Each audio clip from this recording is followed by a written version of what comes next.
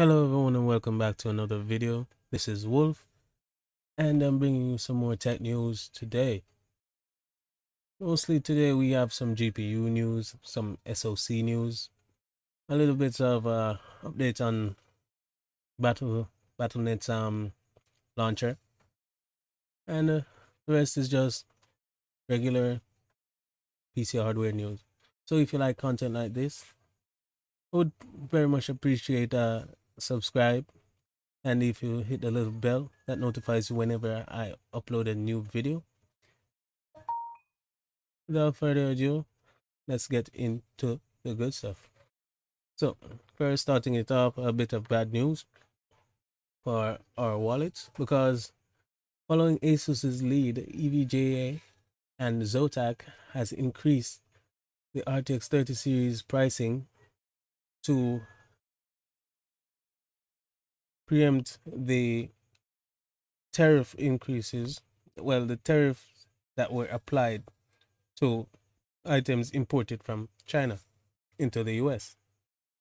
So here you can see a chart with the pricing information on what the new prices of the GPUs will be moving forward. So starting with the RTX 3060 Ti, it's going up from 440 to 500 and is now in the area of 530 US dollars. The 3070 is going from 540 to 600 and now $640. The 3080 is going from 750 to 780 and is now $840. The 3090 is going from 1,550 to 1,580 and is now $1,900 for the RTX 3090. So guys, these prices were high to begin with because we're basically paying more for lower tier graphics card, lower classes of graphics card. The performance is there, but we're paying what we used to pay for an 80 class card for a 70 class card, and for a 70 class card we're paying what we're paying, we get a 60 class card. So it's just more bad news for us. And things are already slow with their cars coming back in stock. So enough of that, onto some more news. So Qualcomm reportedly developing an Apple M1 competitor dubbed Snapdragon SC8280. This Qualcomm is no stranger to developing ARM-based computer processors, having released Snapdragon 8XC and more recently the 8XC Gen 2. So looks like no, looks like Qualcomm is planning to compete with Apple against their new M1 based Mac systems. Let's see what they do when they finally announce it. Next, in a bit of somewhat gaming related news, Blizzard and Battle.net.com launcher receives a makeover. So they've improved the layout and how your games appear on the launcher.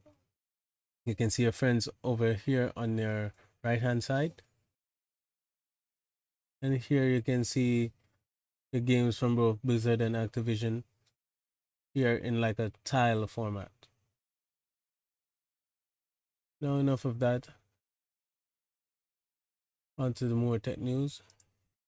Asus reveals its RTX 3060 RG Strix design. Basically, it's the same copy and pasted design from all the other RG Strix cards for the 30 series. But here you can see that it only has one 8-pin power connector, which is to be expected because it's not a very power hungry card. But otherwise, I can see that the design language is basically the same across the board, but it's gonna cost too much. So you guys can just look past it, because for the performance you're getting, for the price you're gonna pay for this custom version of the card, it's not gonna worth it. Next, Bits Power announces a premium Mobius VGA water block for RTX 3080 Founders Edition. So for the water cooling enthusiasts out there, we now have a Founders Edition water block from Bits Power for the RTX 3080. You can see all the RGB elements, and this is a view from the back and from the front. It's being listed for $325. Next is that Gigabyte announces the Z590 Vision motherboard lineup, empowering creators. So we have the ITX version, looking sleek with the white and black color scheme. Would fit well in any build. And I see that kind of trend continues for all the motherboards. It's the ATX version. And here is another ATX one, and this has a sexy streamlined design with tasteful RGB accents on the IO cover and the chipset.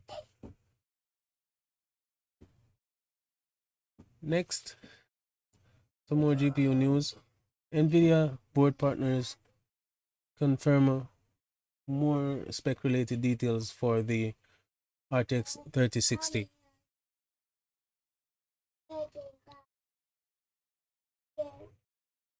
The RTX 3060 was when it was announced, it was a bit lackluster in the specs area. All we knew is that it had 12 gigabytes of VRAM. We weren't sure what the speed of the clocks will be. So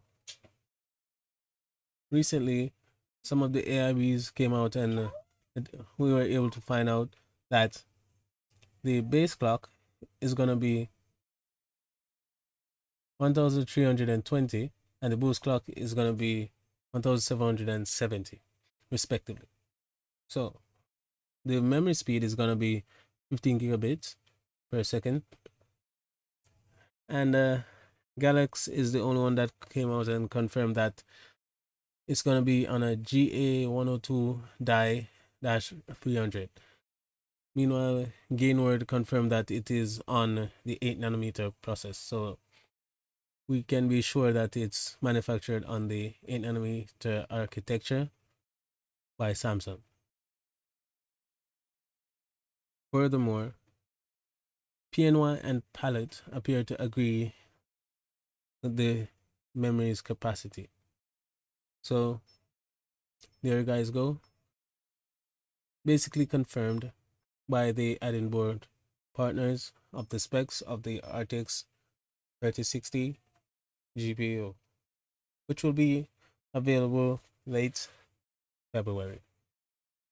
Hopefully we'll get a more concrete release date when we're closing that release time frame. or someone will leak it and I will report on it. Last for today, we can see that the mini ITX versions of the RTX 30 series cards have finally arrived. So here's one from MSI, the Aero, one from Palette, and one from Gainward. Well, by now, you know, the Aero design is not very flashy. It's just functional. Same goes for the Palette one and for the Gainward one. So guys, I thank you again for watching. Hope you liked the video. You can leave a like, share the video, leave a comment, let me know what you think. As always, all the topics I have covered in the video will be in the video's description, so you guys can check out these articles for yourself. This has been Wolf. Have a nice day.